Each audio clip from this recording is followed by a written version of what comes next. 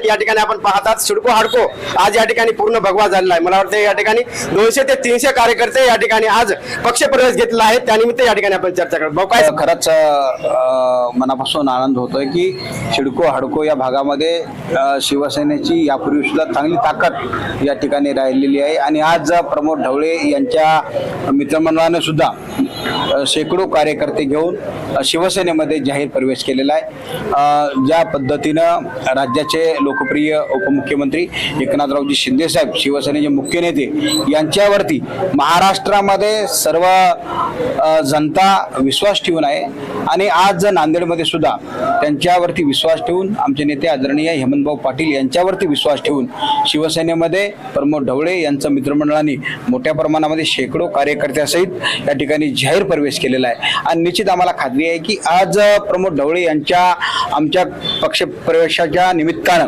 शिवसेनेची मोठी ताकद या भागामध्ये वाढणार आहे।